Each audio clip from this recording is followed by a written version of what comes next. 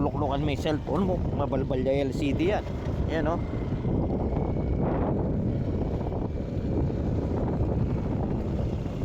Pre, marami. Marami yan. Solve. Marami daw, yun ah.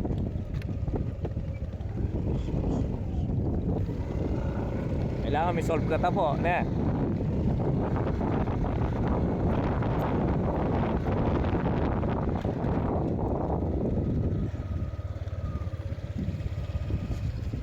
Bantay sarado kayo ang paring Aris talaga.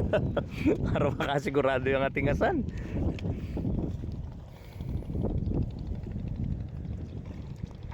Yan. Yan talagang gelayod na. Ito may kalamani ang bulsa ka rin, oh. Teka. Oh. Mag double blade tam.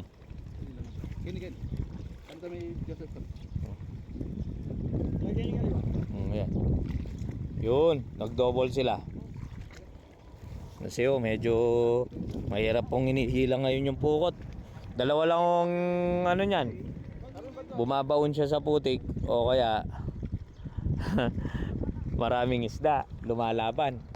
Ayun, oh, meron na diyan, no. Ayun, meron na sa bulsa, oh.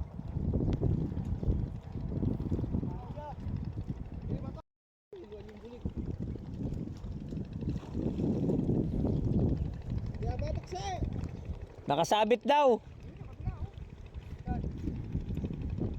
Ganito kaluwang yung lugar dito.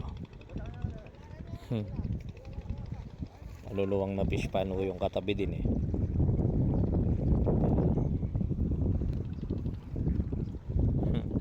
Dito tayo para makita natin kaayusan yung panghila talaga. Yun, meron laman.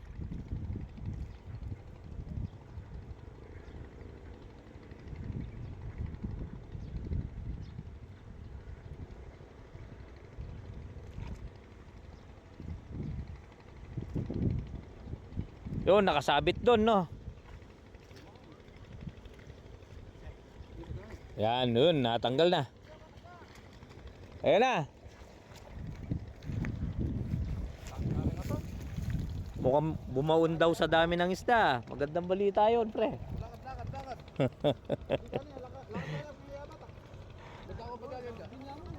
Lakad. Sige. Bumaon daw sa dami ng isda. Inapakan lang nun, kaya bumaon.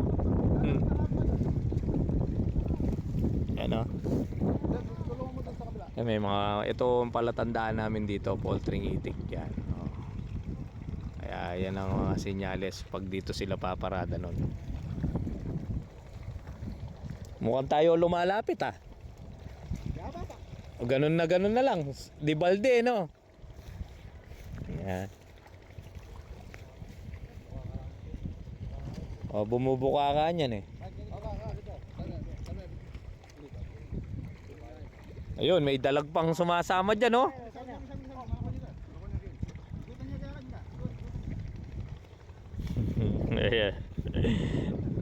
Kami po yun meron dito habang sinasara nila yung pukot. Actual huli po namin ng isda, eh.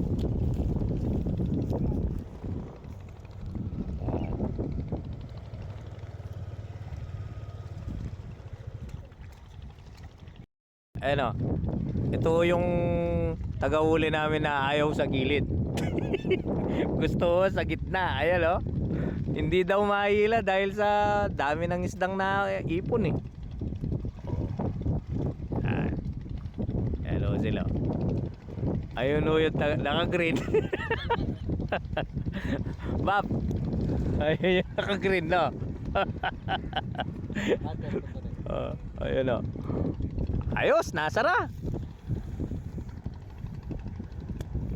Marami.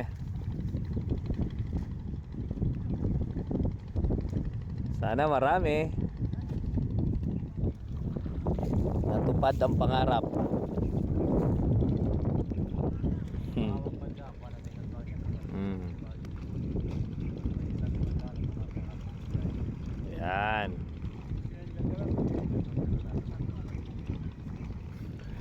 Ayan, siya pa lang, 2 tonelada na kargahin yan. Ayun o, sinasara na ho nila. Fish cage na ho yung isda. Eto. Ganda ho yung fish cage namin, kulambo. Pati suso, walang kawala.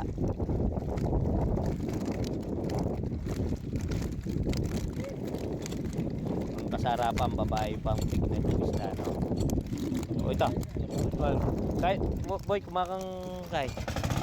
Yan. Ay, lagyan natin ng aerator. Yan, binanda ng aerator.